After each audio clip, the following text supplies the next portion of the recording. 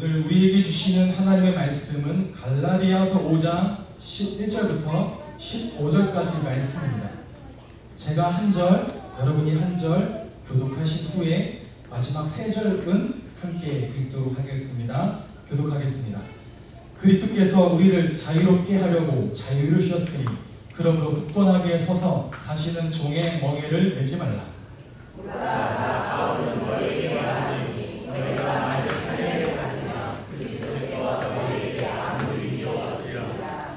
내가 할례를 받는 각 사람에게 다시 증언하노니 그는 율법 전체를 행할 의무를 가진 자라. 율법 안에서 율법함을 어려워하는 너희는 그리스도의 죄가 끊어지고 은혜에서 떨어지는 자라. 우리가 성령으로 믿음을 따라 의의 소망을 기다리노니 그리스도 예수 안에서는 할례나 무할례나 그릇이 없으되 사람으로서 역사하는 믿음뿐이니라. 너희가 다름질을 잘하더니 누가 너희를 막아 진리를 순종하지 못하게 하더냐. 그 권면은 너희를 부르신 이에서 난 것이 아니라 적은 누룩이 온 덩이에 퍼지느니라. 나는 너희가 아무 다른 마음을 품지 아니할 줄을 주 안에서 확신한다. 그러나 너희를 의롭게 하는 자는 누구든지 심판을 받으리라. 형제들아, 내가 지금까지 할례를 전한다면 어찌하여 지금까지 박해를 받으리요. 그리하였으면 십자가의 걸림돌이 제거되었으리니 너희로 어렵게 가는 자들은 스스로 배워버리기를 원하노라. 세 절 함께 읽겠습니다. 형제들아, 너희가 자유를 위하여 부르심을 입었으나 너희 그 자유로 육체의 기회를 삼지 말고 오직 사랑으로 서로 종노릇하라. 온 율법은 내 이웃 사랑하기를 내 자신같이 하라 하신 한 말씀에서 이루어졌다니 만일 서로 울고 먹으면 피차 멸망할까 조심하라. 아멘. 함께 읽은 말씀 가지고 그리스도인의 자유라는 제목으로 갈라디아서 시리즈 13번째 말씀을 함께 나누도록 하겠습니다. 오늘 이제 갈라디아서 5장에 들어오면서 우리 이제 갈라디아서의 종반부에 들어서게 됩니다. 지금까지 바울은 여러분 계속 들어오신 것처럼 다른 복음은 없다, 오직 예수로 충분하다는 유일하고도 하나의 복음밖에 없다라는 이 내용을 계속 변증해왔죠. 특히 3장과 4장을 기억을 되새겨보시면 율법과 복음을 대조하면서 복음의 절대적인 우월성을 논증해왔습니다. 그리고 이제 5장에 들어오면서 지금까지 모든 논증에 대한 결론을 내리며 선포하는 겁니다. 5장 1절이 3장과 4장의 결론입니다. 이제 그리스도 예수 안에서 그 약속을 따라 하나님의 자녀된 너희는, 그리스도인은 뭐하다? 자유하다. 그러니 다시는 종의 멍에를 매지 말라는 거죠. 그런데 이제부터는 지금까지 이 복음 안에 있는 자유에 대해서 교리적으로 설명해 왔다면 이제부터는 그 자유가 우리의 삶 속에서 어떻게 나타나야 하는지, 곧 많은 세상의 사람들이 이야기하는 기독교의 가치, 그 사랑으로 표현되어지는 그리스도인의 삶에 대한 실천적인 적용들이 이제 바울 서신에 나옵니다. 바울의 모든 서신들의 특이점이긴 해요. 앞에 교리를 설명하고 그 다음에 삶에 대해서 이야기를 하죠. 되새겨보시면 우리가 처음에 오직 의인은 믿음으로 말미암아 살리라 한다는 선언이 3권의 성경에 나온다고 말씀드렸습니다. 로마서, 히브리서, 갈라디아서. 로마서에서는 그렇다면 오직 의인이 어떻게 되어지는지에 대한 논증을 바울이 했고, 히브리에서 그 저자는 무엇이 믿음인지 믿음의 인물들을 열거하면서 믿음에 대해 설명을 합니다. 그럼 이제 갈라디아서에 들어와서는 믿음으로 의롭다 하심을 얻게 된 그리스도인이 실제로 어떻게 살아야 됩니까?에 대한 그 질문에 대한 답을 제시하는 게 이제 5장부터 시작되어진다는 거죠. 다 함께 갈라디아서 5장 1절 말씀을 한 목소리로 다시 읽도록 하겠습니다. 함께 읽겠습니다. 그리스도께서 우리를 해방시켜 주셔서 자유를 누리게 하셨습니다. 그러므로 굳게 서서 다시는 종살이의 멍에를 내지 마십시오. 아멘. 그리스도께서 우리를 해방시켜 주신 그 이유는 우리에게 자유를 주기 위한 것이다라고 말씀을 하시죠. 이 자유는 다른 존재에게 주어지는 것이 아닙니다. 누구에게만 주어집니까? 자녀에게만. 자녀에게만 주어지는 것이 그 자유이고 그것이 자녀에게만 주어지는 혜택이죠. 우리가 지난주에 살펴봤던 것처럼 종은 자유할 수 없습니다. 왜냐하면 그들의 인생엔 항상 속박과 멍에만 있기 때문에 그래요. 종은 그렇습니다. 항상 주인의 눈치를 보며 살아야 되고 오늘 하루 나의 쓸모와 나의 가치를 증명하지 않으면 죽어요. 증명해야 살아요.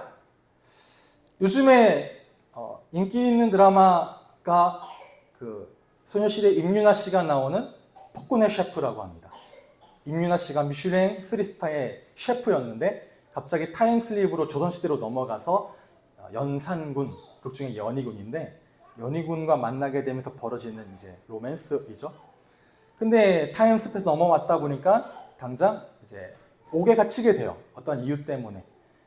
그래서 이 임윤아 씨, 그 극중의 이름은 연지엄 셰프인데 자신의 쓸모를 증명해야 됩니다. 나는 너가 만족하고 너가 즐거워하고 너가 기쁘게 먹을 수 있는 음식을 만들어낼 수 있는 기능을 가지고 있어. 실제로 먹여줘요.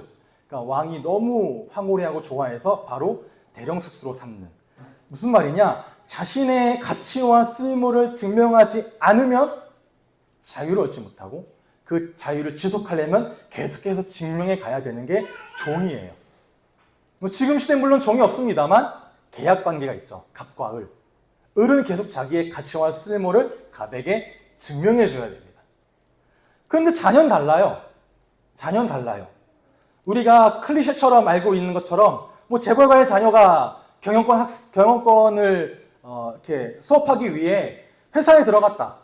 그러면 뭐 뻔한 클리셰 있잖아요. 뭐 늦게 가기도 하고 놀러 다니기도 하고 쉬러 다니기도 하고 성과가 어떻게 났든 밑에 직원들 갈고 성과만 내면 되지 자기는 놀러 다니고 뭐 하고 그런 이제 드라마의 모습도 많지 않습니까? 왜 그래요? 자녀라 그래요. 자녀라. 물론 드라마적 장치지만 자녀라 그렇습니다. 자녀는 부모의 사랑이란 배경을 뒤에 안고 그 부모가 물려준 모든 유산을 마음껏 누리며 살아갑니다. 그게 하나님께서 우리에게 베풀어 주신 은혜이고 그 은혜가 바로 무엇입니까? 나를 자녀 삼으심이에요. 죄인된 나를 구원하심은 물론이고 구원하신 나를 의롭다 하시고 의롭다 하신 나를 자녀 삼으신 것. 그리고 그 자녀에게 주어지는 혜택이 무엇이냐? 그리스도 안에 있는 자유입니다. 자녀에게 주어지는 혜택, 그리스도 안에 있는 자유. 이러한 자유가, 이러한 해방이 어떻게 일어나느냐? 예수 그리스도께서 이루신 십자가와 부활 사건을 통해 우리에게 주어졌는데 그 사건은 단번에 일어난 역사적인 사건, 단회적인 사건이라는 겁니다. 그리스도께서 우리를 해방시켜 주셔서 자유하게 하셔서 그 자유하게 하다가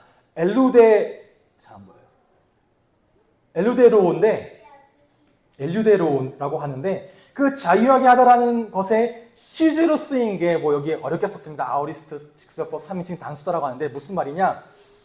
단회적이라는 거예요. 과거에 일어난 단 한 번의 그 사건으로 너희가 이미 자유하게 되었다. 과거에 이미 일어난 그 사실, 그래서 그리스도의 죽으심과 그리스도의 부활하심이 이미 이루어진 그 사실이듯이 그리스도의 구속하심으로 너희에게 주어진 그 자유, 율법으로부터 해방되어진 역시 뭐다? 이미 이루어진 사실이다. 구속이 이미 이루어졌고 자유도 이미 주어졌다는 겁니다. 먼 미래에 열심히 너의 덕을 쌓고 열심히 너의 가치를 증명하고 너의 쓸모를 보여주면 그때 드디어 자유하게 될 거야 라는 먼 미래의 가능성이 아니에요. 자유는, 그리스도 안에 있는 자유는 무엇입니까? 지금 이미 나에게 주어진 은혜이고 그래서 현실입니다. 이 우리의 자유함은 다른 데 있지 않아요. 하나님의 언약에 있습니다. 그게 약속입니다. 그 하나님의 언약이 무엇입니까? 예수 그리스도를 통해 너에게 구원을 주겠다는 것이고 그 예수 그리스도를 믿는 믿음 안에 우리의 자유가 있다는 거죠. 그래서 우리에게 주신 해방과 자유를 누리지 못한다? 왜 그렇냐? 그리스도를 온전히 믿지 않아서 그래요. 그리스도를 온전히 믿지 않으니 이미 주어진 자유와 해방을 누리지 못할 뿐이지 뭐 했습니까? 이미 주어졌다. 따라해봅시다. 이미 주어졌다. 네, 이미 주어졌습니다. 그리스도 안에 있는 자유와 해방은 상속자에게, 자녀에게, 성도에게. 그런데 지금까지 우리가 알고 있던 것처럼 갈라디아 교인들의 모습, 자, 이미 그리스도의 구속하심으로 온전한 구원을 이미 받았는데 여기에 자꾸 무엇인가를 보태려고 하거나 그리스도를 믿는 믿음이 아닌 다른 것으로 나의 의로움을 증명하려고 하니 다시 어디로 간다고요? 종의 멍에를 매는 자리로 가게 된다는 거죠. 사랑하는 성도 여러분, 그리스도께서 우리를 자유하게 하시려고 죽으시고 부활하셨습니다. 그 은혜로 우리는 모든 죄와 사망의 권세로부터 이미 자유하게 되었습니다. 그러면 이 그리스도를 믿는 믿음 가지고 자유한 자로 굳게 서세요. 여러분의 그 자유를 뺏으려고 하는 모든 속박, 모든 유혹 앞에 뭐 하라고요? 저항하라 말씀드렸죠. 굳게 서서 저항하라, 싸워라고 말씀드렸죠. 성도가 된 우리님이 자유인입니다. 그렇다면 우리에게 중요한 건 자, 이제 내가 이 자유를 어떻게 해야 얻어낼까가 아니라 이미 주어진 이 자유 위에 어떻게 서 있을 건데 어떻게 견고히 서 있을 거냐는 거죠. 굳건히 서라고 합니다. 굳건하게 서서라고 말합니다. 여기에 쓰여진 헬라어 스테케테입니다. 이 스테케테는 여기서 현재 명령이에요. 지금 그 위에 서 있으라고. 지금 그 위에 서 있고 계속해서 그 위에 서 있으라고 말씀하시는 거죠. 스테케테. 이미 주어진 자유 안에 그 이미 주어진 자유 위에 계속해서 서 있어라. 이것을 지속해라. 근데 어떻게 서 있으라는 거냐? 그냥 아무것도 하지 않고 서 있는 게 아닙니다. 군대 용어에서 온 겁니다. 스테케테는. 그래서 철통같이 경계하는 모습이에요.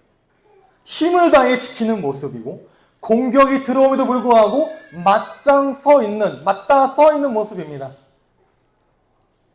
단결해서 하나 되어 그 모든 개념들이 혼재되어 있는 용어죠. 적들이 나에게 몰려와도 그 자리를 단단히 딛고 서서 물러서지 않겠다라는 겁니다. 스테케테. 그렇게 서 있으라는 거예요. 이미 우리를 구원하셨으니 우리는 계속해서 그렇고 부지런히 이 구원을 기억하고 이 구원을 우리에게 간수하고 이 구원으로 기뻐하며 구원받은 자답게 합당하게 살아야 한다라고 스테케테. 굳건하게 서서 우리에게 이미 주신 구원은 잃어버릴 수 없어요. 잃어버릴 수 없습니다. 그러나 구원은 잃어버릴 수 없지만 자유는 잃어버릴 수 있어요. 죄와 사망에서 두려움의 멍에로부터 해방된 자유는 여러분 잃어버릴 수 있습니다. 다시 종살이하러 돌아가게 되어지는 거죠. 그럼 질문해 봅시다. 여러분, 무엇이 여러분을 굳게 서지 못하게 합니까? 무엇이 나를 굳게 서지 못하게 합니까? 무엇이 여러분을 다시 율법의 속박과 멍에로 묶어둡니까? 바울이 갈라디아서 5장 2절에 이렇게 선포합니다. 나 바울이 여러분에게 말합니다. 여러분이 할례를 받으면 그리스도는 여러분에게 아무런 유익이 없습니다라고. 그동안 유대로부터 온 거짓 교사들, 유대주의자들은 이렇게 말해왔습니다. 자, 예수로 구원받았니? 그런데 할례를 받고 율법을 지키지 않는 한 너희가 받은 구원은 온전하지 않아. 아브라함의 자손으로 편입되려면 너희 할례를 받고 율법을 지켜야 돼 라고 말했는데 여기에 대한 바울이 반박입니다. 너희 그렇게 말한다고? 그렇게 되면 그리스도는 너희에게 아무런 유익이 없게 된다. 그리스도는 너에게 아무런 쓸모가 없게 된다. 뭐하면? 할례를 받고자 하면. 그리스도를 붙잡았습니다. 근데 이 그리스도에 자꾸 어떠한 조건을 덧붙이면, 다른 무언가를 덧붙이면 결국 뭐합니까? 그리스도가 더 온전해지지 않아요. 완전히 잃어버리게 된다는 겁니다. 결국 그리스도 자체를 잃어버리게 된다. 무익하게 된다. 쓸모없게 된다. 유익이 없게 된다. 라는 말이죠. 분명히 기억하시기 바랍니다. All or nothing입니다. 모든 것이거나 아무것도 아니거나. 예수 그리스도가 여러분 인생의 모든 가치이거나 아니면 여러분에게 예수 그리스도가 아무것도 아니게 되거나 무익하게 되거나 all or nothing. 전부가 되거나 다 잃어버리거나. 예수 그리스도의 십자가 부활을 한 손에 붙들고 다른 손에 나의 의를 붙들겠다고 하는 그 중립이 없다는 거예요. 그 가운데 지점이 없어요. 회색지대라는 게 없어요. 두 발을 거칠 수가 없다라는 겁니다. 그럼에도 불구하고 우린 자꾸 뭐하냐? 신앙을 가지고 있는데 어떤 신앙으로? 자기 의존적인 신앙으로 또 돌아가려고 그래요. 그리스도께서 다 이루셨는데, 다 주셨는데 뭐라고 하느냐? 내가 이만큼 기도했으니 하나님 나에게 응답하실 거야. 아직 응답이 없어? 기도의 탑이 덜 쌓였겠지. 저도 이런 말 자주 했었거든요. 근데 아니더라고요. 내가 기도의 공로를 쌓아야, 기도의 탑을 쌓아야, 기도의 양을 쌓아야 하나님 나를 보시고 그래, 열심히 기도했구나. 기도의 양이 너무나 많아. 그래, 내가 너무 흡족하다. 응답 줄게. 이러십니까? 제가 다시 본 하나님은 그렇지 않더라고요. 또는 내가 이만큼 헌신했고 내가 이만큼 헌금했으니까 이제 드디어 누가 복을 받겠지. 내가 복을 받겠지. 또는 내 자녀가 복을 받겠지. 하나님, 이번에 우리 자녀가 수능을 보는데 이번 한 해 동안 내가 교회 직분에 열심을 다할게요. 제 좀 붙여주세요. 안 그래 봤습니까? 또는 솔직히 그런 마음 있잖아요. 이제 헌금했으니까 경제의 문이 열릴 거야. 그동안 경제의 문이 안 열린 건 헌금을 떼어먹어서 그래. 11조도 떼어먹고 감사헌금도 안 하고 주일헌금도 안 하고 성경헌금에 관심 없었으니 이렇게 그런 일에 경제의 문이 막혔지 그래. 맞을까요? 내가 헌신했으니까, 내가 충성했으니까, 내가 교회를 섬겼으니까, 내가 이렇게 신앙생활했으니까 라는 것으로 나의 구원을 확신합니다. 그리고 그렇지 않은 사람을 보면 쟤는 구원 못 받은 것 같아 라고 정죄하죠. 그렇게 나의 의를 세우고 다른 사람의 의를 깎아내려는 모습, 그렇게 신앙생활을 마치 어떠한 포인트를 쌓는 것처럼, 포인트를 정립하는 것처럼, 뭔가 의무를 내가 해야 되는 것처럼 종교적인 열심, 종교적인 의식으로 여러분 예배를 참여하거나 신앙생활을 하거나 공동체 교제를 하거나 그러고 있지는 않습니까? 그렇게 하고 있지 않냐는 거예요. 나의 의존, 자기 의존적인 신앙. 여기에 대해 바울이 이렇게 이야기합니다. 갈라디아서 5장 3절과 4절에 내가 할례를 받는 모든 사람에게 다시 증언합니다. 그런 사람은 율법 전체를 이행해야 할 의무를 지닙니다. 율법으로 의롭게 되려는 사람은 그리스도에게서 끊어지고 은혜에서 떨어져 나간 사람입니다. 라고. 이 구절을 해설하면서 칼빈이 이렇게 말합니다. 율법은 마치 서로 연결되어져 있는 새 사슬과 같아서 하나의 내가 메어지면 전체에 메어지게 된다라고.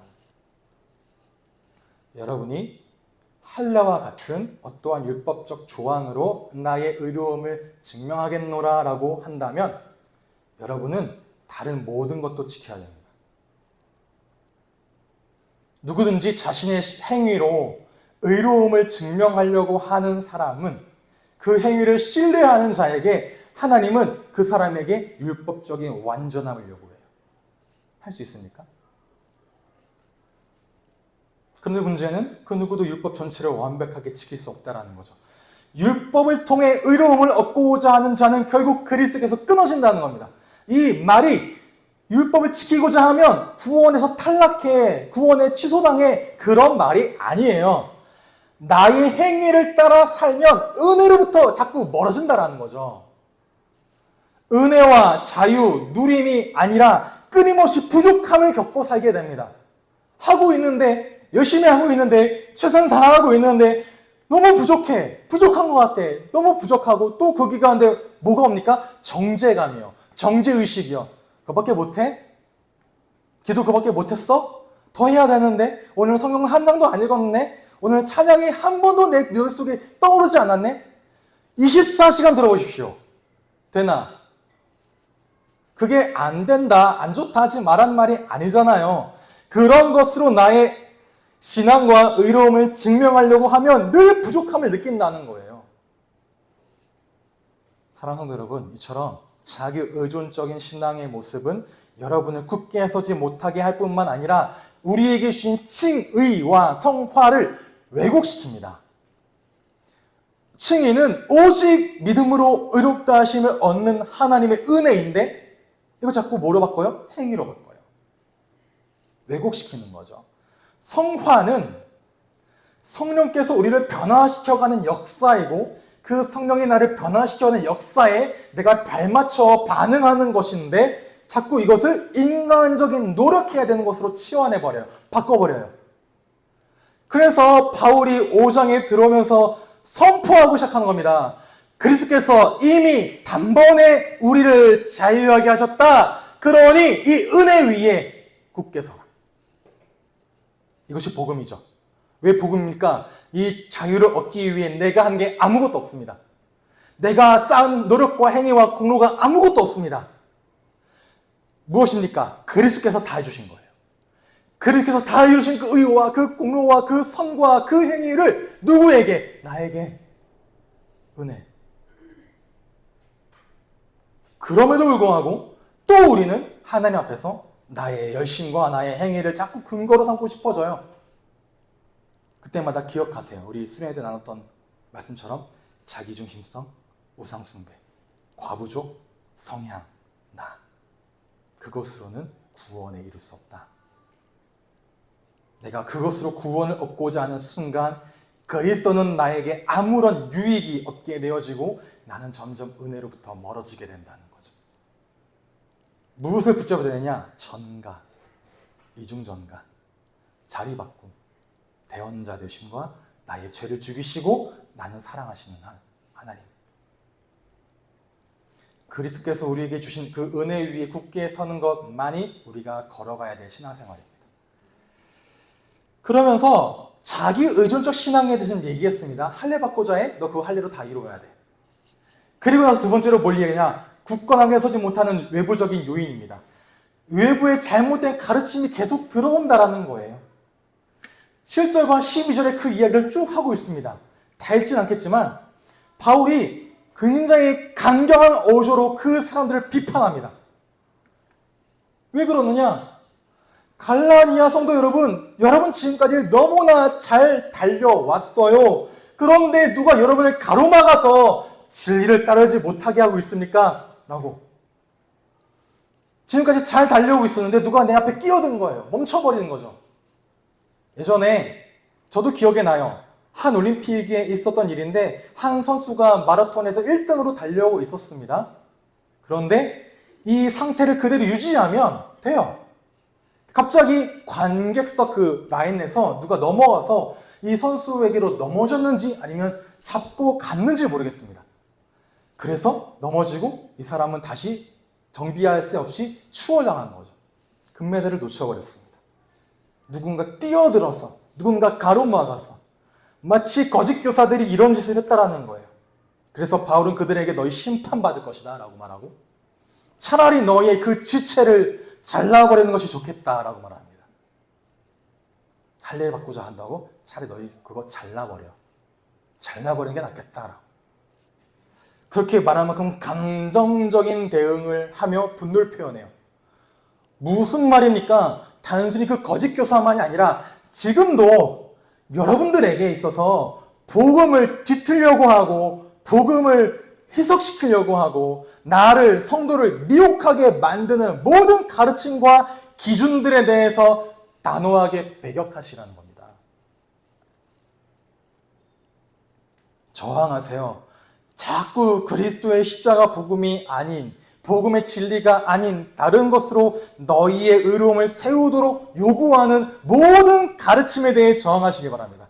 여러분을 부르신 그 하나님은 그런 멍에를 지우신 하나님이 아니라는 거예요. 자녀에게 결코 그러한 무고한 멍에를 지어주지 않습니다. 본인이 지고 가시죠. 그리고 잘 달려왔다 말하죠. 그렇다면 사랑하는 우리 교회 성도 여러분, 지금까지 잘 달려왔습니다. 여기까지. 그러면 앞으로도 이 믿음의 경주를 끝까지 잘 달려가시기를 바라요. 바울이 마지막에 이렇게 회고하죠. 나는 나의 달려갈 길을 마쳤다. 나의 선한 싸움을 다 싸웠어. 믿음을 지켰다. 라고 말하는 것처럼 하나님이 여러분에게 맡기신 그 믿음의 여정을 끝까지 그리고 건강하게 잘 달려가시기를 바랍니다. 달리기를 할 때 중요한 게 무엇일까요? 많은 사람들이 페이스라고 합니다. 페이스를 유지해야 기록이 나오거든요. 달리기는 기록 경기잖아요. 예를 들어 제가 10km 단축 마라톤을 나갈 때 50분 안에 들어오려면 1km를 5분대로 뛰어야 돼요. 1분에 10분에 5km. 갑자기 헷갈려. 1km를 5분대. 1km를 5분대에 달려야 돼. 그래야 10km를 50분 안에 끊죠. 이게 다 있습니다. 그 마라톤 선수처럼 3시간대처럼 달리려면 몇 분의 페이스로 계속 유지해서 달려와야 돼. 그러니까 페이스가 계속 중요하다고 하는데 또 어떤 사람들은 그래요. 이것도 달리기니까 내가 오늘 몇 킬로 뛰었어. 나는 오늘 5킬로 뛰었어. 10킬로 뛰었어. 15킬로 뛰었어. 뭐 이런 얘기들. 그걸 달리기 위해서는 뭐 신발 좋은 거 신어야 되고 그렇겠죠. 뭐 페이스, 거리, 장비 다 맞아요. 그런데 다른 운동도 마찬가지입니다만 운동에서 달리기에서 가장 중요한 거 바른 자세입니다. 바른 자세요. 바른 자세로 안 뛰면 부상당합니다. 무릎이 나가거나 발목이 나가거나 종아리가 나가거나 허벅지가 나가거나 아니면 자세가 무너지면 기록이 늦어져요. 호흡이 안 되거든요. 그래서 빨리 달리는 것 중요하고 멀리 달리는 것 중요하지만 바르게 달리는 게 가장 중요합니다. 제가 가끔 아침에 뛸 때 그 어플로 코칭을 받으면서 뛰거든요. 어플이 있어요. 계속 얘기해요. 바른 자세. 바른 자세 점검하세요. 지금 당신이 어떤 모습으로 뛰고 있는지 상상해 보세요. 계속 점검하세요. 말합니다. 왜? 부상당하면 안 되니까. 이는 우리네 신앙생활도 마찬가지입니다. 여러분, 신념 가진 자가 무섭습니다. 더 무서운 자는 바른 철학이 뒷받침되지 않는 신념이에요. 그럼 진짜 무섭습니다. 앞뒤 안 보거든요. 마찬가지입니다.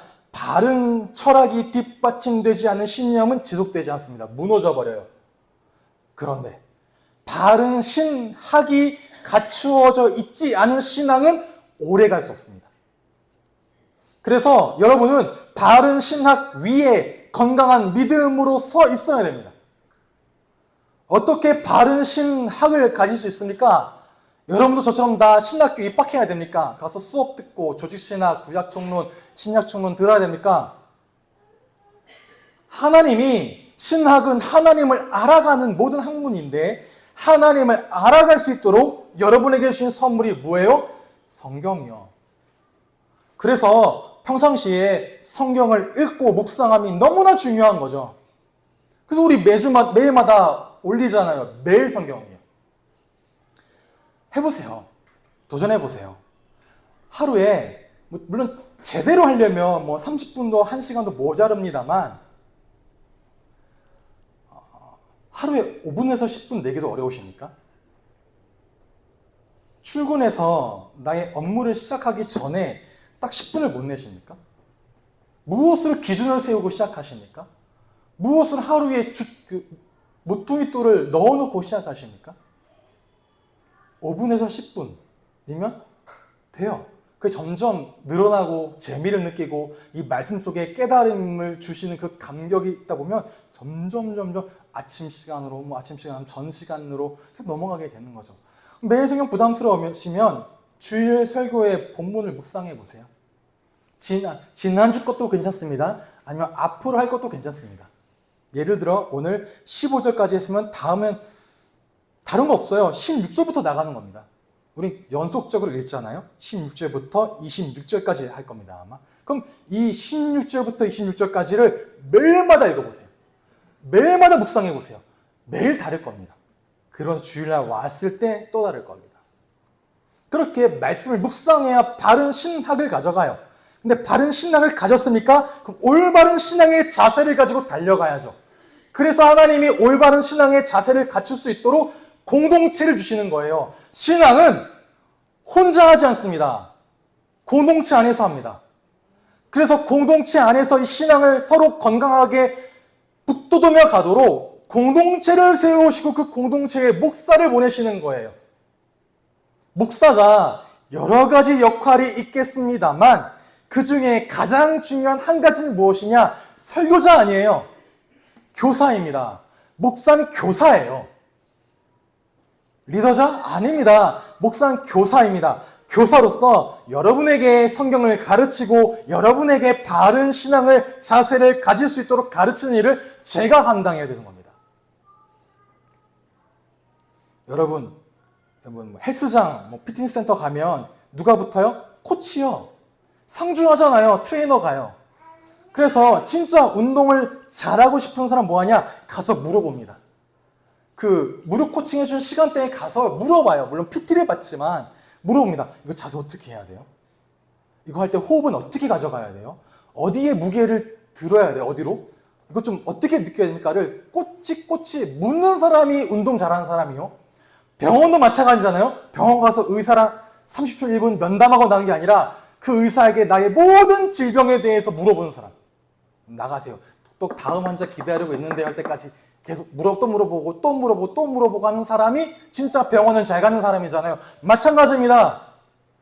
말씀, 교리, 신앙의 삶, 신앙적 방향, 그걸 가르치고 여러분들이 올바로 설 수 있도록 돕고 섬기는 게 목사입니다. 그렇기 때문에 제발 부끄러워하지 마세요.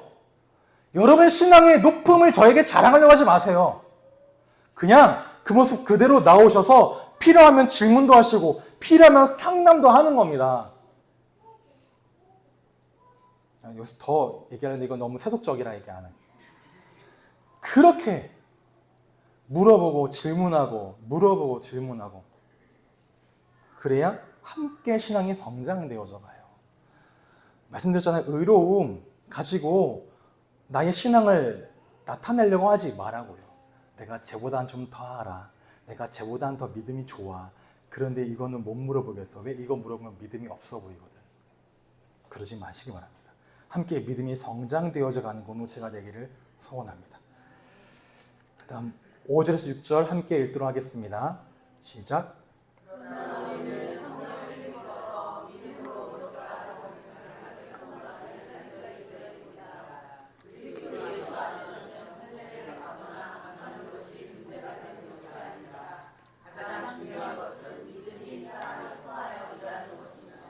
아멘. 바울은 우리가 그리스도를 통해서 산다라고 말하면서 그 삶이 무엇인지에 대해서 이제 이야기를 시작해 갑니다. 그리스도인의 삶은 다른 삶이 아니요. 성령을 힘입어 성령의 인도하심을 받아 사는 삶입니다. 그리스도께서 우리를 자유하게 하셨다고 합니다. 근데 많은 사람들이 복음을 주는 자유에 대해서 걱정해요. 또는 오해하고 오용합니다. 자유를 가지고 내 마음대로 살고 내 멋대로 살고 죄지어서 괜찮고 이렇게 저렇게 사는 것처럼 오해하고 걱정하고. 그런데 복음이 말하는 바를 올바르게 알면 그렇게 살 수가 없습니다. 은혜로 자유함을 입은 자, 믿음으로 의롭다 하심을 얻은 자들은 반드시 성령을 힘입어 살게 되어 있습니다. 그리고 그 성령께서는 여러분을 점점 하나님이 원하시는 모습으로 완성시켜 가세요. 그걸 뭐 한다고요? 소망한다고요. 아, 성령이 나를 완성시켜 가실 거야 라고.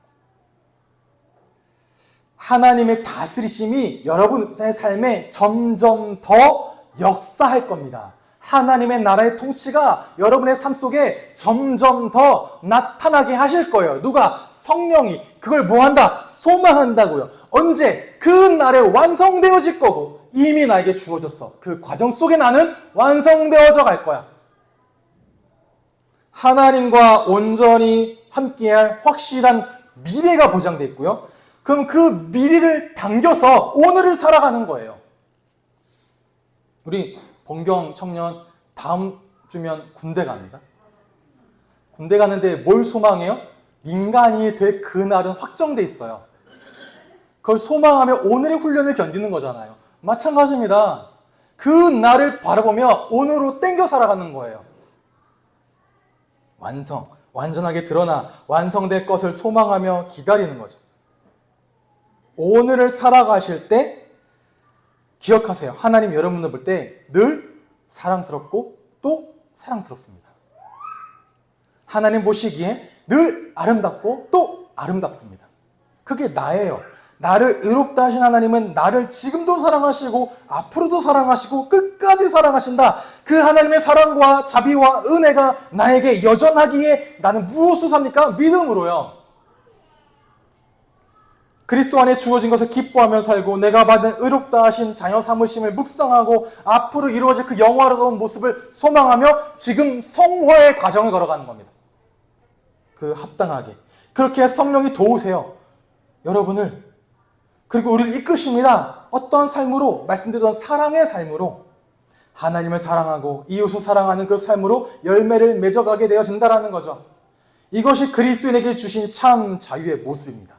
하나님을 사랑하고 이웃을 사랑하는 자유자의 모습. 참된 자유라고 말씀드렸죠. 참된 자유입니다. 그리스도인의 참된 자유.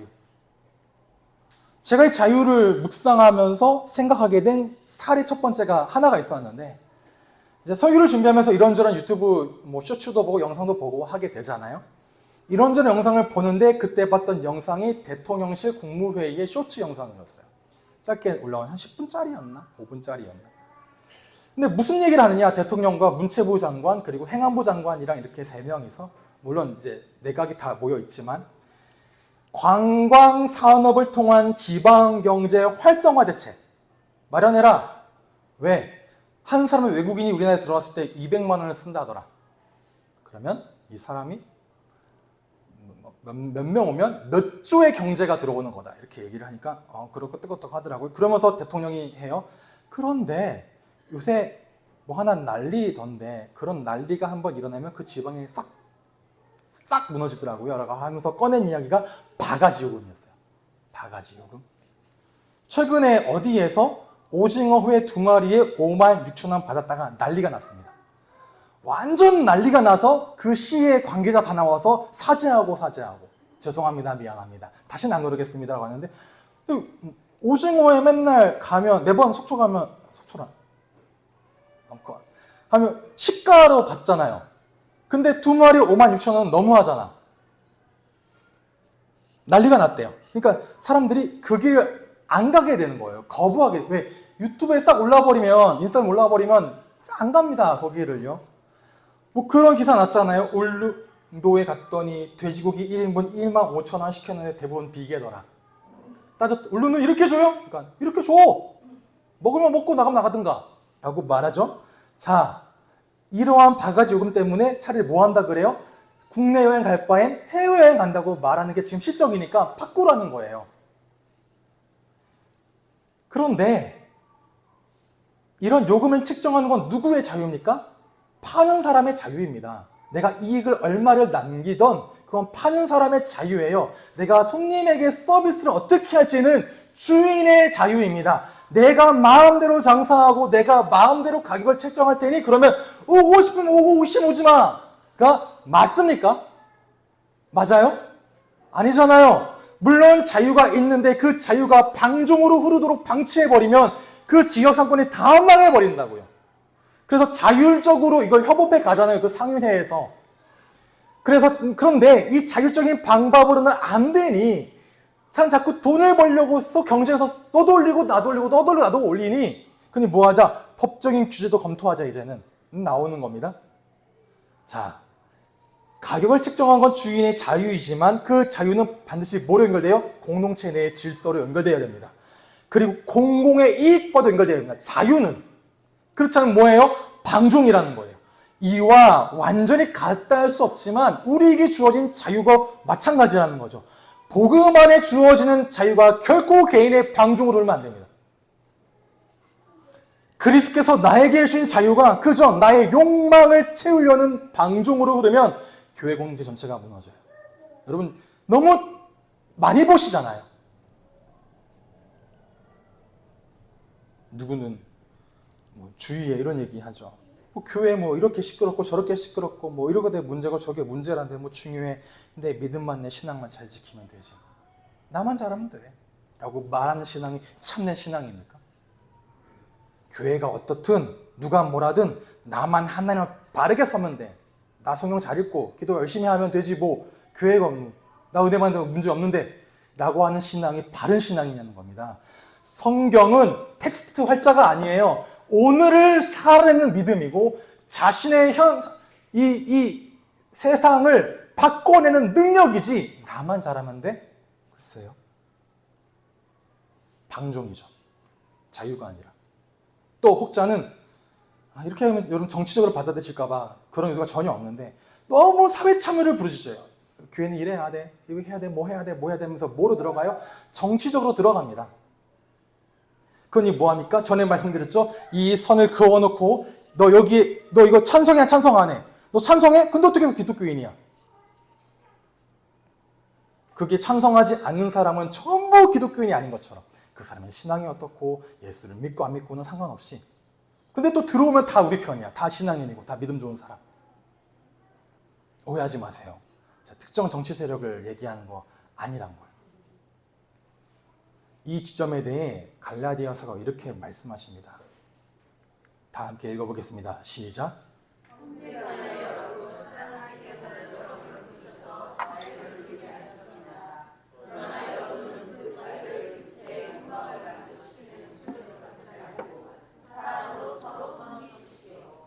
복음 안에 주어지는 자유는 나만을 위한 자유가 아니죠. 그리고 나의 육체 욕망을 만족하기 위해 주어지는 자유도 아닙니다. 그 자유는 그리스도의 성품을 따라가도록 주시는 자유고 그리스도의 성품을 따라가는 가운데 반드시 사랑으로 열매를 맺는 자유입니다. 이게 그리스도인의 자유예요. 그래서 역설적이죠. 역설입니다. 예수 그리스도께서 우리를 위해 자기 자신을 내어주신 것처럼 우리 또한 사랑으로 서로 섬기고 그 자유를 살아내라는 겁니다. 13절을 보면 1절이랑 구조가 동일해요. 두 가지를 대조하죠. 자, 그리스도께서 여러분에게 자유를 주셨어. 자유를 누리게 하셨어. 라고 말하는데 대조됩니다. 1절은 다시는 종의 멍에를 매지 말라고 했는데 13절엔 다르게 얘기합니다. 뭐로 하라고요? 오직 사랑으로 서로 종노릇하라고요. 우리에게 지워지는 멍해가 있는데 이건 억지로 내가 지는 멍해가 아니라 은혜 받은 자가 자발적으로 그 삶을 살아가게 되어진다는 겁니다. 어떤 삶? 사랑으로 서로 섬기는 삶. 여기에 종노릇해. 모든 율법은 뭐로 귀결됩니까? 내 이웃을 내 몸과 같이 사랑하라 하신 그 말씀 속에 다 들어있다라고 바울이 14절에 선포하는 것처럼 서로 사랑하는 것이 율법의 핵심입니다. 하나님의 값없는 은혜로 구원받았습니까? 그럼 오히려 율법에 순종할 의무가 더욱더 커지게 됩니다. 왜냐하면 하나님을 사랑해야 될 이유가 나에게 너무나 많아져요. 내가 의롭다 하심을 얻기 위해서가 아니라 하나님을 기쁘시게 하기 위함입니다. 그래서 기억하십시오. 율법은 첫 번째 죄를 깨닫게 하고 두 번째로 그리스도께로 이끌게 합니다. 그 그리스도께서 나온 우리를 구원하신 후에 예수님은 우리 다시 율법으로 보내십니다. 완성시키신 그 율법으로 그렇게 순종하게 하십니다. 그래서 하나님께 포인트를 쌓기 위해 율법에 순종해야 될 의무는 없어요. 구원받기 위해. 그러나 하나님을 기쁘시게 하는 백성에게 주어진 그 제자 도는 주어진다는 겁니다. 제자의 길, 성도의 길, 그것으로 지켜야 될 율법의 의무. 그래서 사랑하면 살라는 거예요. 지키며 사랑하고. 예를 두고 팀 켈러 목사님이 이런 예를 듭니다. 어떤 사람은 거짓말을 해요. 거짓말을 합니다. 그런데 복음이 통해 자유를 주어졌다는 말이 무엇이냐? 내가 거짓말을 해도 하나님께 버림받을까 봐 두려워하지 말라는 거예요. 자유를 주죠. 법적인 형벌로부터 해방됐다는 겁니다. 근데도 거짓말을 해요. 왜? 지키고 싶은 게 너무나 많거든요. 이 사실이 진리가 드러났을 때 내가 버림받을까봐, 또 잃어버릴까봐, 인정받는 것이 끊어지거나 권력을 놓치게 되거나 안정적인 삶에서 멀어지거나 성공의 삶에서 떨어지거나, 이게 두려우니까 뭐예요? 거짓말합니다. 지금까지는 내가 그것으로 인해 기쁨과 가치를 느껴왔어. 그래서 지켜야 돼. 그러니까 뭐예요? 거짓말하죠. 그런데 진정으로 복음을 알게 된 사람은 이렇게 말합니다. 나 그거 필요 없어. 들어가세요. 더 이상 나에게. 그것을 지키기 설령 거짓말을 해도 하나님 앞에서 나의 신분은 바뀌지 않는다. 그게 나의 가치야. 하나님의 인정, 사랑. 그래서 나는 거짓말을 할 자유도 있고 거짓말을 하지 않을 자유도 있다. 그런데 그럴 필요가 없어. 왜? 나의 만족은 세상의 인정과 안정, 성공과 권력으로부터 오지 않고 하나님으로부터 오거든. 하지 않아. 왜 하지 않아? 그거 하나님 싫어하셔. 안 할래. 복음은 여러분에게 마음대로 살 수 있는 자유를 줘요. 그러나 복음을 통해 내가 무엇을 받았는지 깨달은 사람은 그러한 자유를 주신 예수 그리스도를 위해 살아가는 것이 무엇인지를 질문하게 됩니다. 예수님, 어떻게 살아야 돼요? 그리고 그 자유는 사랑할 수 있는 자유이고 그리스도인의 삶은 서로 사랑하며 사는 삶입니다. 이 사랑은 6절에 말한 것처럼 믿음을 활성화시키는 원동력이 돼요. 그러니 뭐 하라고요? 서로 사랑하시라. 먼저 누구를? 여러분, 나를 사랑하세요. 하나님이 나를 가치 있게 여기는 것처럼 나도 나를 가치 있게 여기는 겁니다. 첫 번째.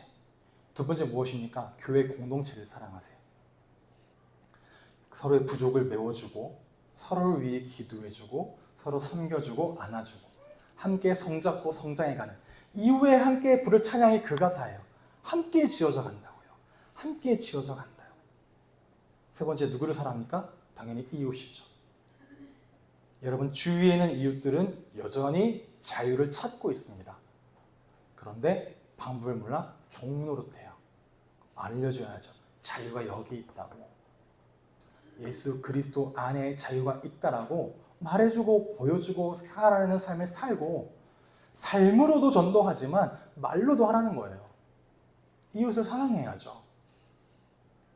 그렇게 함께 지어져 가고 세워져 가는 우리는 교회 공동체가 되기를 주님의 이름으로 축복합니다.